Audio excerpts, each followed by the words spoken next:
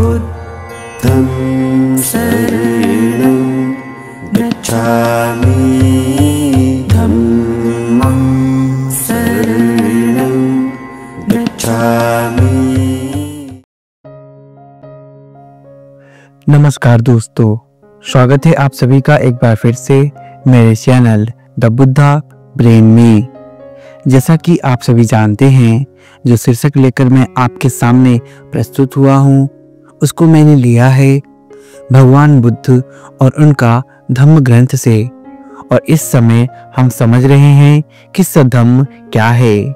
तो देखिए, सधम्म की व्याख्या करते हुए भगवान बुद्ध ने कहा है, धर्म तभी सधम्म कहला सकता है जब वह तमाम सामाजिक भेदभावों को मिटा दे। धर्म तभी सधम्म कहला सकता है जब एक आदमी और दूसरे आदमी के बीच की तमाम दीवारों को गिरा दे। तो देखिए कि इसी सधम्म को समझाते हुए भगवान बुद्ध समझाते हैं कि एक आदर्श समाज क्या है। तो ब्राह्मणों के अनुसार वेदों ने आदर्श समाज की परिभाषा की है, और क्योंकि वेद स्वतः ही प्रमाण है और उसमें कभी कोई गलती हो ही नहीं सकती, इसीलिए आदमी का आदर्श समाज वही है जो वेदों में वर्णित है।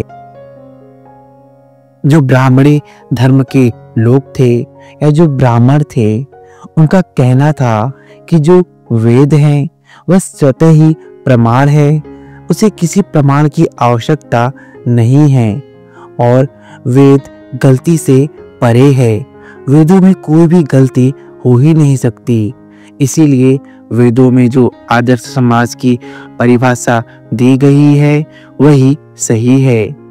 वेद में जिस आदर्श समाज का विधान किया गया है वह चातुर्वर्ण कहलाता है। वेदों के अनुसार इस प्रकार के समाज में 3 बातें अवश्य होनी चाहिए थी, जैसे कि इसमें 4 वर्ग होने चाहिए, ब्राह्मण, क्षत्रिय, वैश्य तथा शूद्र। इन वर्गों का आपसी संबंध क्रमिक असमानता के सिद्धांत पर आश्रित होना चाहिए। दूसरे शब्दों में ये तमाम वर्ग एक दूसरे के समान नहीं हो सकते, उन्हें एक दूसरे के ऊपर नीचे होना चाहिए। सामाजिक दर्जे के बारे में, अधिकारों के बारे में तथा सुविधाओं के बारे में भी।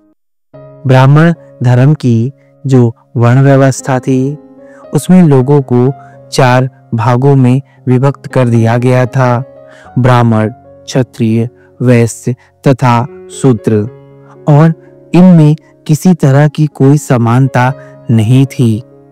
लोग वर्ण के आधार पर बटे हुए थे और किसी में कोई समानता नहीं हो सकती थी।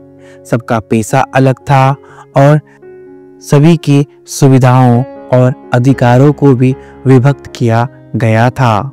सबसे ऊपर ब्राह्मण थे, फिर उनके नीचे क्षत्रिय, क्षत्रिय से नीचे वैश्य थे और वैश्य से नीचे यानी कि सबसे नीचे शूद्र थे। चातुर्वर्ण से संबंध रखने वाली तीसरी महत्वपूर्ण बात यह है कि हर वर्ग को अपने अपने पेशे में लगा रहना होगा।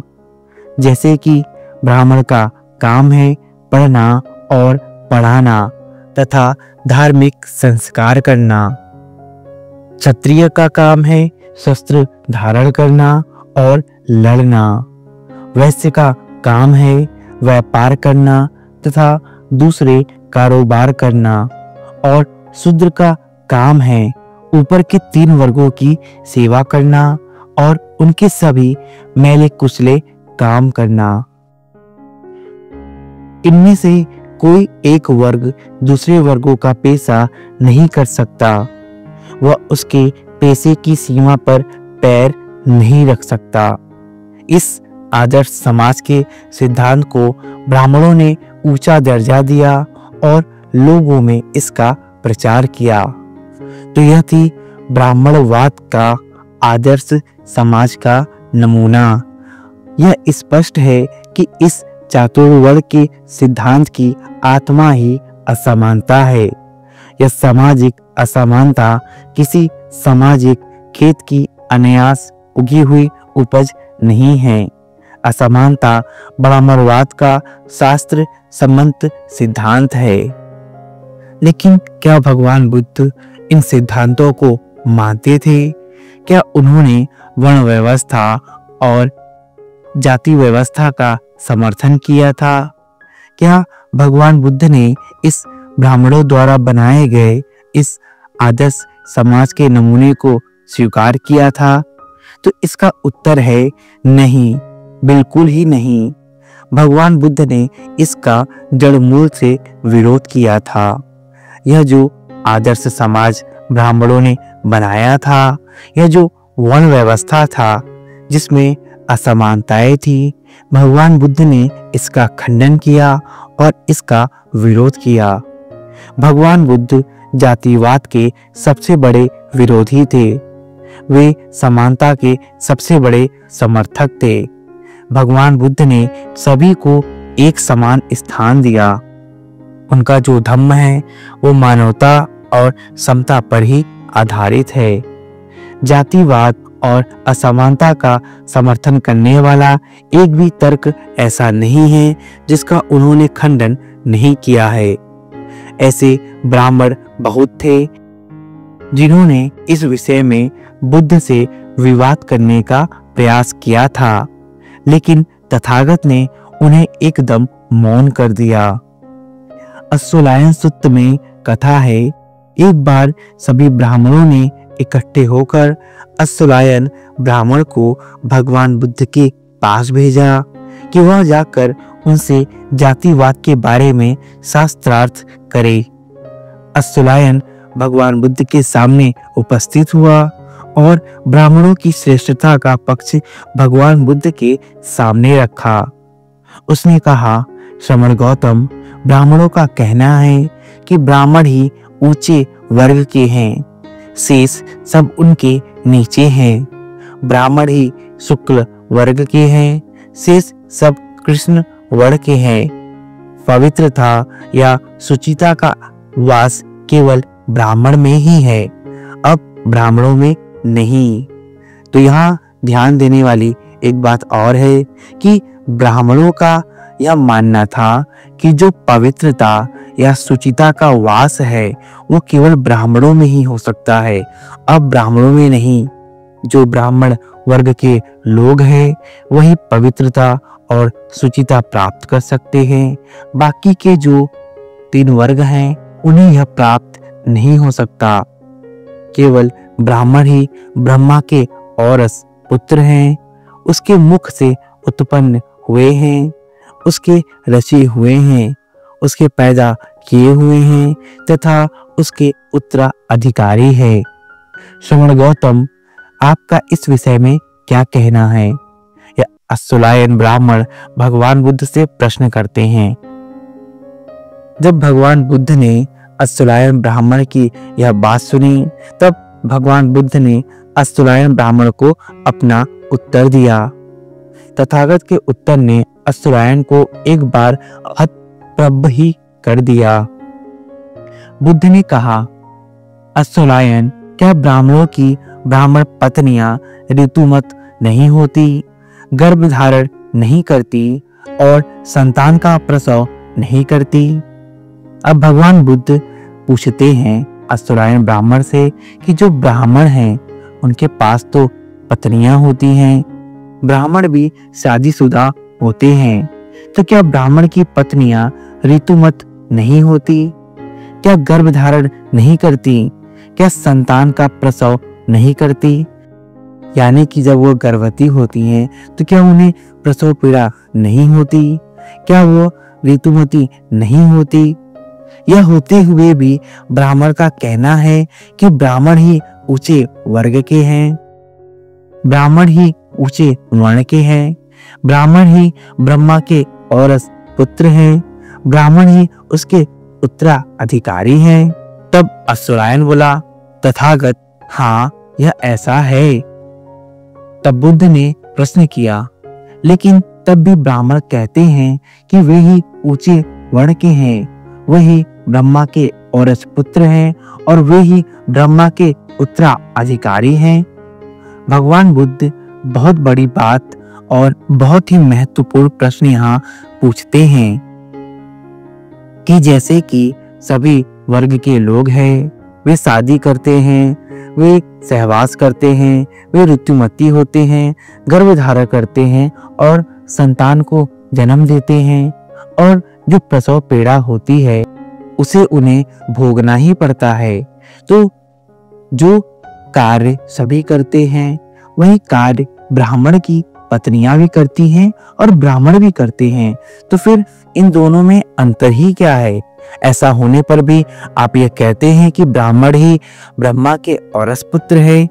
तब तथागत ने अश्वलायन से दूसरा प्रश्न पूछा, अश्वलायन, यदि एक क्षत्रिय एक ब्राह्मण कन्या से सहवास करे तो संतान मानव संतान ही होगी या उन दोनों के संयोग से कोई जानवर जन्म ग्रहण करेगा?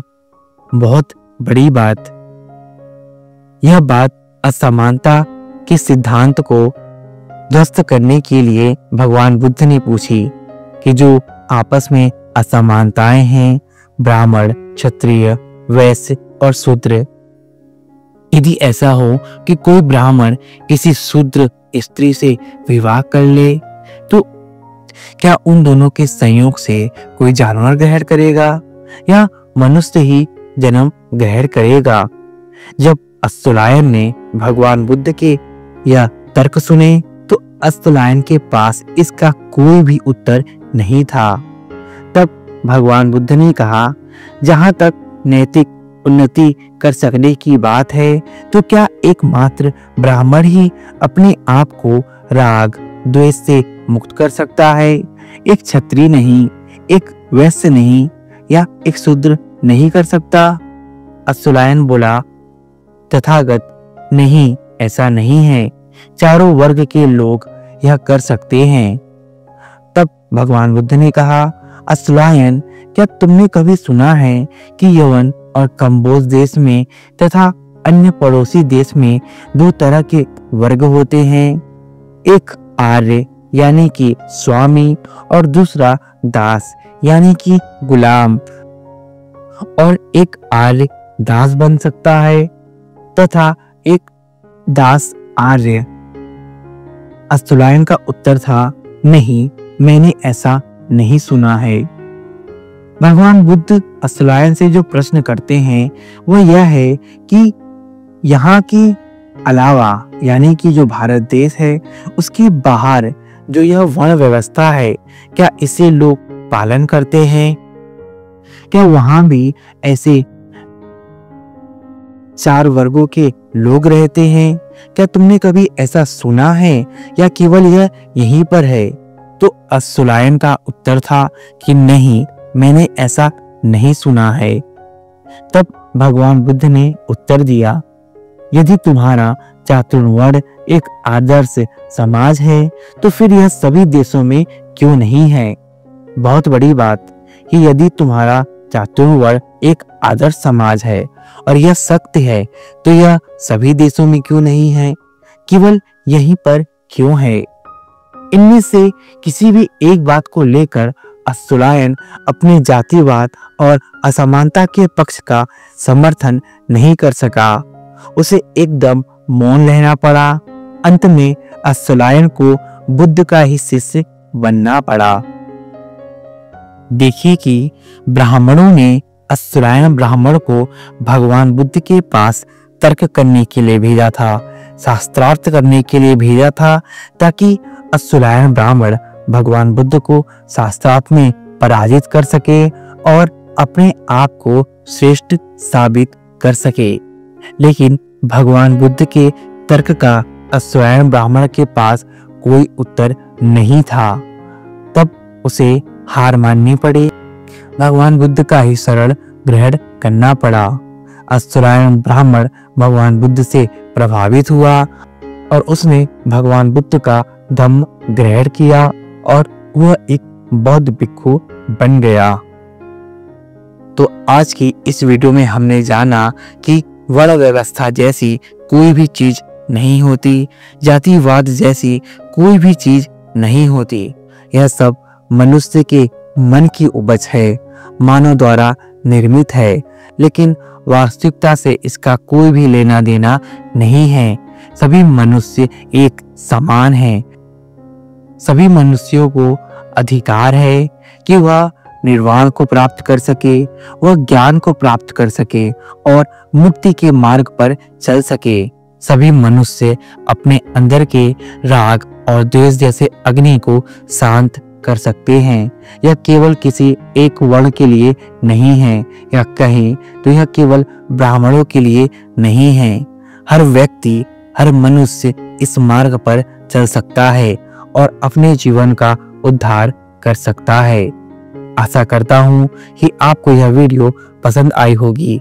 यदि आपको यह वीडियो पसंद आई तो कृपया इसे लाइक और शेयर अवश्य करें, और यदि आप मेरे चैनल पर नए हैं तो मेरे चैनल को सब्सक्राइब अवश्य कर ले।